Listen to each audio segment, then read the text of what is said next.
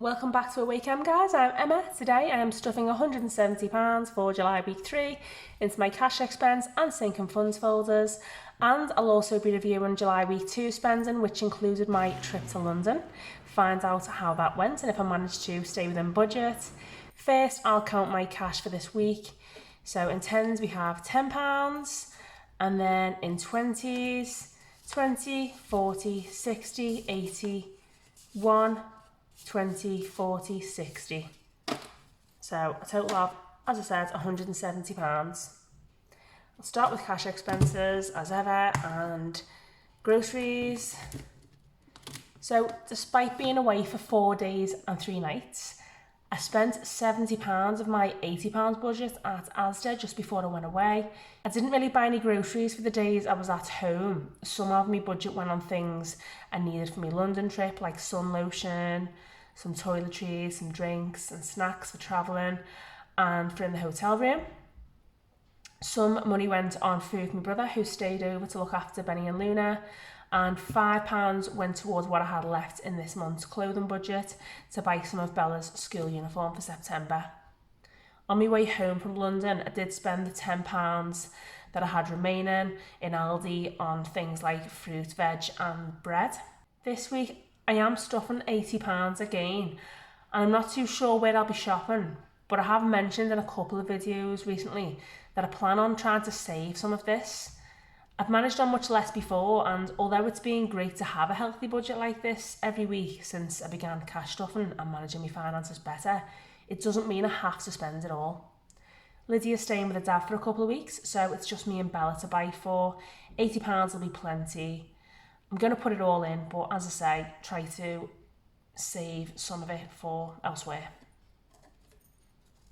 20, 40, 60, 80. Just going into groceries.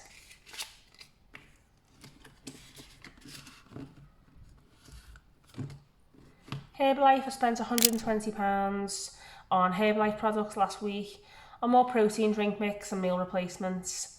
When I was in London, I let myself enjoy eating out, all part of the experience of going away, and my trip wouldn't have been the same without the food. I'm back on my Herbalife diet now. Instead of buying Herbalife's own protein snacks, my boyfriend actually picked up these alternative bars from Heron Foods.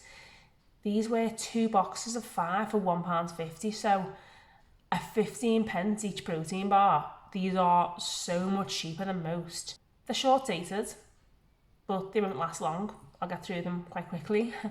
I'm not sure whether Heron will have these in again, whether they're just a one-off, because you get that with Heron, don't you? But I'll keep my eyes open for deals like this. Diesel, I only stuffed £50 in here for journeys outside of my London trip, which didn't include work because I was off all week. I also planned fuel for travelling to and from London in with my holiday budget of £80, so this £130 more than covered my diesel, and I still have over a quarter of a tank left. So I'm just going to put aside £60 for fuel this week because I am going back to work. 20, 40, 60 for diesel.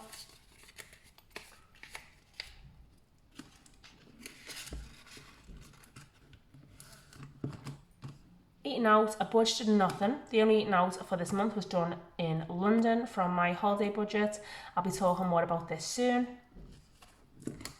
Windows, £10, they've been cleaned and paid for. Haven't got round to making a planned spending folder just yet.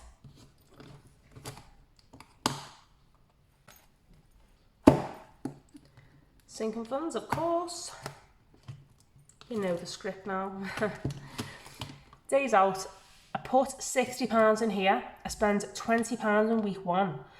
None of this was intended for London. We did use our mailing passes to go to Thorpe Park on our way home though, because it wasn't too far from our hotel. I ended up spending, wait for it, the remaining £40 from this budget on drinks, just at Thorpe Park. How? I hear you ask. Well, any drinks I'd taken to London with us were drank whilst we were there or in the hotel room. I picked up some bottles of water from a supermarket on our way to Thorpe Park, but it was something like 30 degrees on the day we visited, so Not only did they not last long at all, they very quickly went warm in our backpacks. We really did have no choice but to pay £2.70 each for a bottle of water, times this by 4 for 4 people, times this by 4 drinks each. Well, it was actually a little over £40, but I had some change in my bag. £43.20 I spent on water. So as we plan to use these mailing passes a lot, and I don't want to be paying out money like this just on drinks alone, we're going to look for a cooler box or bag that we can either leave in the car boot and revisit every few hours, or carry around somewhere like Alton Towers where it would take you an hour to get to your car and back from inside the park. Haven't done any research yet. I'm not sure how much these things cost or how I'll pay for one yet. I have nothing left in here now, as you can see, so I am going to put this £30 in here. Maybe this will help towards the cooler box or bag cost. 20, 30 for days out. Cooler box or bag. We're having some lovely weather at the minute, so I want to make the most of it. And I have a few ideas for days out. If you're looking for a really cheap day out, I'd recommend a National Trust Pass, which will set you back around £10 a month for a family. No limit on kids. When we got back from London, my boyfriend and I had a day to ourselves, and we used our pass to drive to North Wales to visit Bodmin Gardens.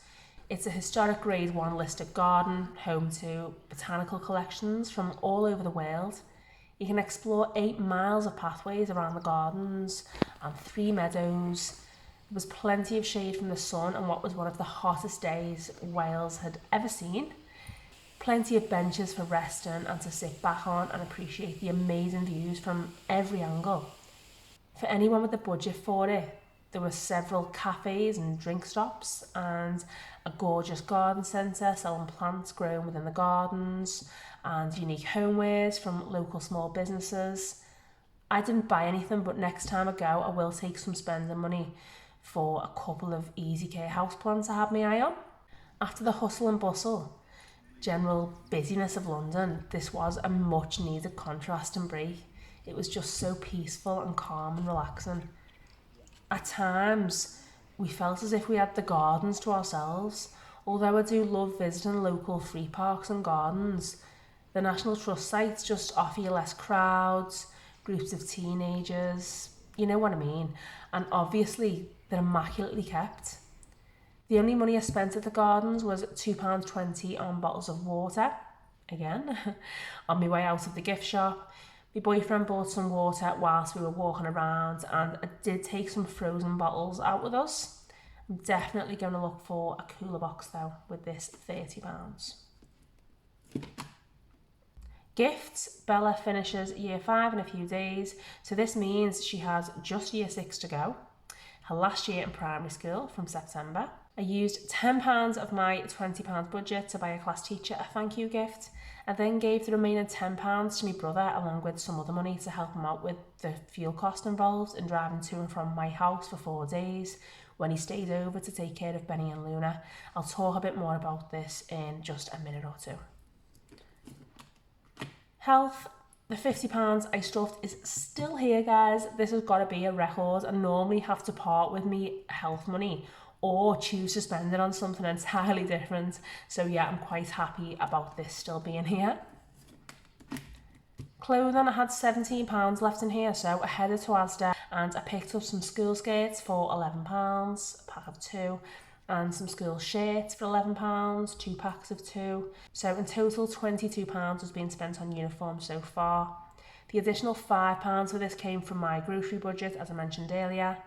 I just need to buy some shoes, socks, underwear, and also hair cardigans, school tie and PE kit. But some of these will need to be picked up from the local uniform shop as they come embroidered with the school logo.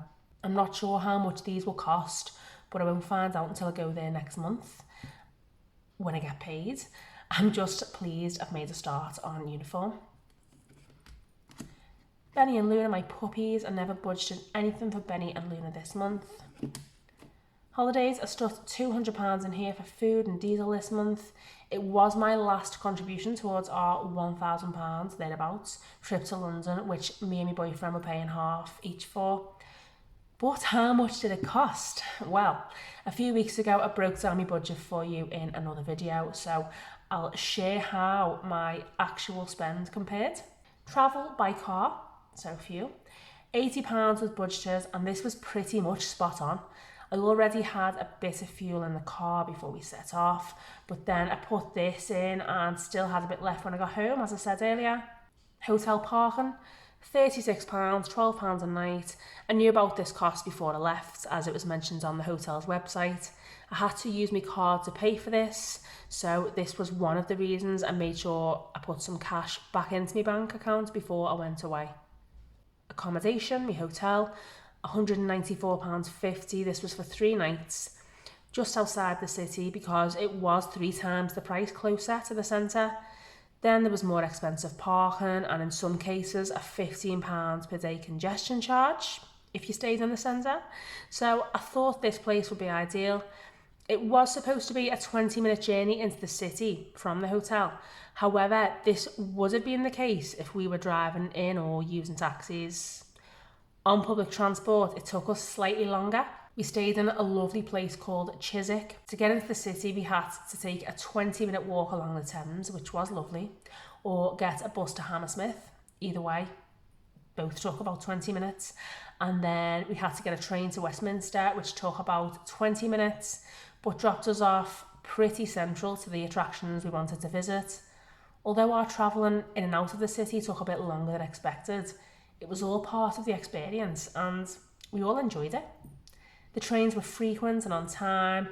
They actually weren't too crowded during the times we were using them, and thankfully some of them were air conditioned, which was lucky given the heat wave we were having. London travel, so for travel I had budgeted £50. I just winged this a bit, to be honest. I put £15 each on an Oyster card for me, my boyfriend and Lydia, and as Bella is 10, she travelled for free, which was nice. I actually don't know if I have any money left on each of these cards. I just know that the £15 was enough to get us around for 3 days. So I thought this was great value. Attraction tickets, £230 had been budgeted. What I ended up doing was signing up for Mail and Pass memberships at a cost of £159 a person, which I know sounds a bit steep. I won't go into this in too much detail because I've already covered this in another video, June week 3's video.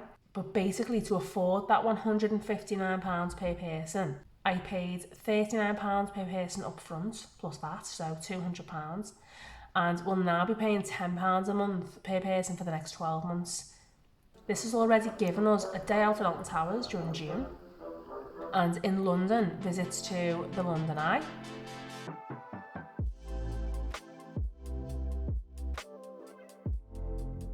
Shrek World of Adventure,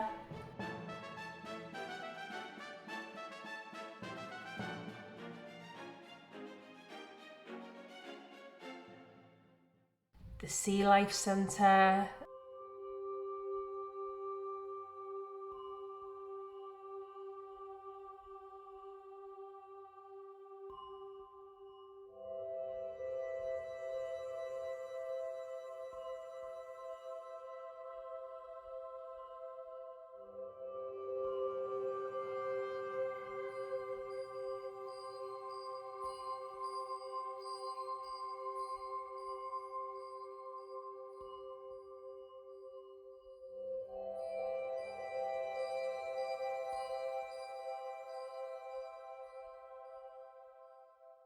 London Dungeon,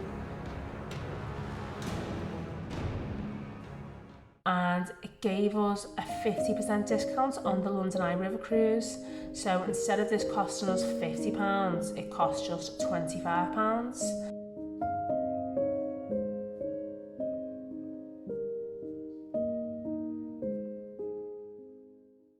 We visited Thorpe Park before we headed home on the last day, as I said.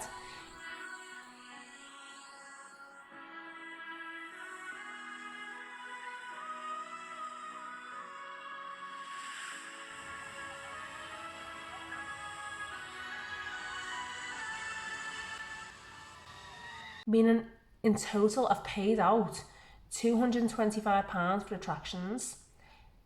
If I'd paid individually for each of these attractions, my total spend would have been £204 per person, or a total of £816, or at best, I could have gotten 2-for-1 deals, let's say, on all or most of these tickets via promotional packs of Kellogg's cereal, and therefore paid out £408. So yeah, I've already had my money's worth. The 2-for-1 offer from Kellogg's is great if you're only looking to visit 1 or 2 attractions from the mailing group, so keep an eye out for these on your cereal boxes. I still have use of my mailing passes until June next year for a total of £40 a month, but my boyfriend is paying for this to cover his share of the car insurance for when he uses my car. We could have benefited from these passes even more if we visited London's Madame Tussauds, but we literally ran out of time, so that's one for next time. Eating out, £300 was budgeted, and this was to include money for drinks. Now, water was what took up a lot of this budget because it was so hot, we had to stay hydrated. I'd say the average price of a bottle of water was £2 each, times 4, we were looking at £8 every couple of hours for drinks. We ended up buying a few Tesco meal deals for lunches because for an extra £1 each, we were getting a lunch, so a pasta, wrap or sandwich, and a snack. This saved us a lot on lunches compared to if we'd eaten out in some of the cute cafes, which I had planned to do, but it just didn't make much sense. We'd just grab a meal deal and find a picnic spot or bench to eat at. For main meals, we actually sat down to eat in a restaurant once. We had an Italian meal, which was delicious actually, and cost us £85, including a tip. This was a bit of a splurge, but could easily have cost us a lot more had we had wine or alcohol, but me and my boyfriend very rarely drink. We all had a fruit juice each and then just asked for a jug of tap water and ice, so this kept the cost down. And we do this anytime we eat out really.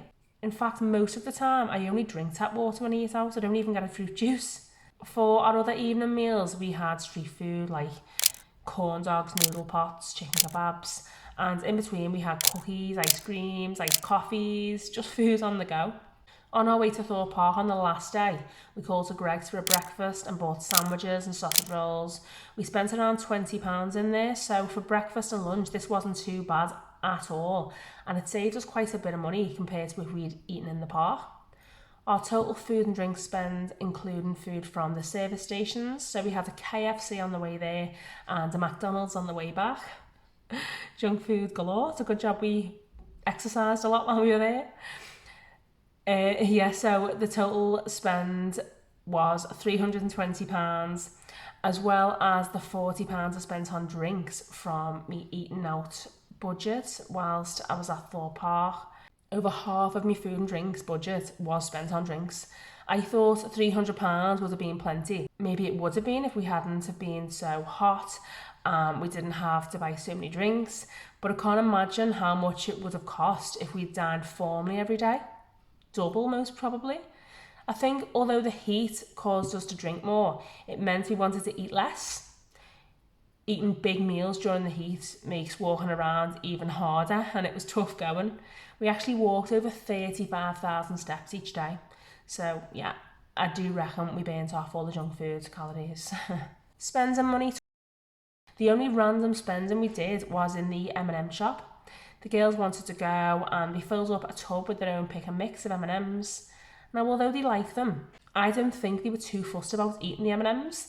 They just wanted to have fun choosing them. So although I nearly fell over at the cost, which was $8.99 for a small tub each, I let them have the fun experience.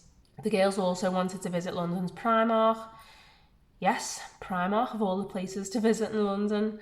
Now, this can be quite dangerous. I've had a few surprises at the till in Primark when I've been with the girls before, and also ended up getting rid of quite a few impulse purchases down the line, unused by them.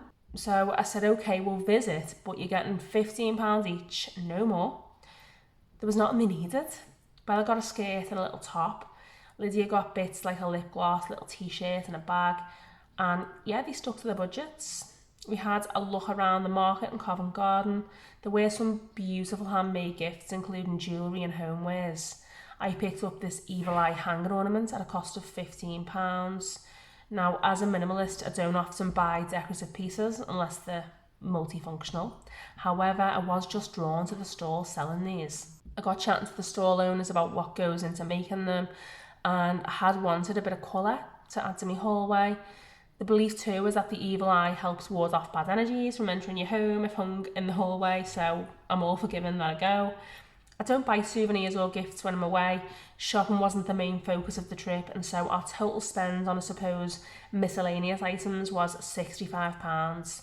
The underspend covered our overspend on food and drinks and left us with a bit of spare change. So our total planned spend for London was £990 and our actual spend was £970.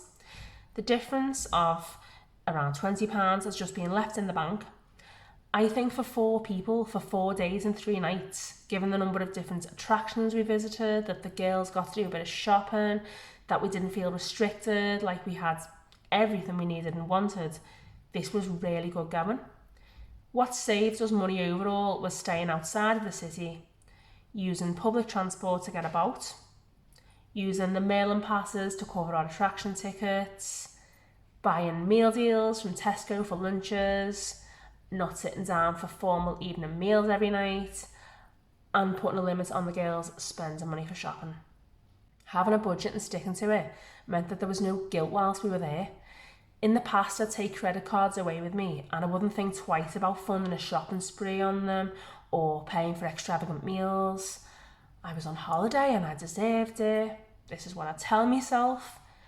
But then I'd get home, I'd see my credit card statements and I'd quite literally feel sick. I'd then have to spend months paying for these things that has already happened, often with interest. I don't use credit cards now. I did take £200 from my emergency fund and put it into the bank in case of emergency, but this thankfully never got touched. Oh, and it was a good thing that I did put £200 cash into the bank for any card purchases, as there were quite a few, even street food outlets, that wouldn't accept cash. So thanks to those who gave me a heads up on that. Christmas, I still have £450 in here. Miscellaneous, I did have £20 left in here from the original £50 for the month. This went along with the £10 from my gifts envelope to make £30 for my brother's fuel. I'm so thankfully married to Benny and Luna. I had completely overlooked the cost of putting them into kennels or with a dog minder. And when I realised this and began calling around to ask about availability, the more reasonably priced places who were charging around £40 a night for both dogs were fully booked. I could only get availability at £60 a night for both, and I just couldn't afford that. I do want to find a local minder who can take care of mine if I ever want to go on a long day out, night away, or eventually a holiday. Someone they can get to know really well and love, so when they're left with them, it's a treat and they too feel like they're on holiday. So yeah, doggy holiday care is something I'll need to factor in going forward when I want a break or holiday myself that I haven't thought about when adopting Benny and Luna. Anyway, this envelope is empty. Emergency fund, I still need to return the £200 taken out of here and put into my bank account to cover any possible emergencies whilst I was in London, but like I said, I haven't spent any of it. It's there, meaning I do still have a £750 emergency fund. Car maintenance, nothing was put into this envelope this month. Savings, nothing was stuffed in here for week 1, but I ended up saving a bit. £40 on fuel last week, believe it or not, and I put it in here to save some money towards dog grooming tools. And we're all done. I've had a lovely week and a break away, guys. I definitely chose one of the best weeks to be off work and go away. It felt like we were abroad. We even got a bit of a tan. I do want to get abroad next year though. I'm not sure where, but somewhere where I'm going to get real value for money. So probably somewhere in Asia. I've been to Thailand and Vietnam before, and after sleeping and dining in luxury and seeing some of the most beautiful parts of the world for a fraction of the cost of an all-inclusive holiday in Europe, It's a no-brainer. However, my sister has mentioned us going on a family trip to Italy. I just need more information on that. I will need to start saving a little sooner than 2 months before I intend to travel anywhere though. How I pulled off saving for a London trip in 2 months, even with my boyfriend's help, I don't know. Well, I do. I've had to make some cutbacks in other areas like savings, but it's been well worth it. Holidays, experiences and making memories are so important. But I will say this, only when you can afford them without having to live the other 50 or 51 weeks during the year, scraping by. I've been there, been saving for a 2-week holiday whilst making myself skint for the rest of an entire year. It's got to be balanced. Every day is special, not just the holidays, which is why I'm glad I have invested in the mailing passes and that I have me National Trust passes too. We have things to do and look forward to all year round with these. I've got a video on the way for you, including ideas on free days out with the kids, given that they're going to be breaking up from school for the summer very soon. So if you don't have the money to invest in passes, you can still enjoy lots of different activities. So yeah, I hope you enjoy that one. So you don't miss it, or any other videos like this on cash stuffing, planning and intentional living, please hit that bell button for notifications when I upload new videos. And be sure to subscribe as it really helps my channel out. I'm so close to reaching 1,000 subscribers, nearly there. Thanks so much for watching my videos and for your support, guys, as ever. Take care and I'll see you in the next one.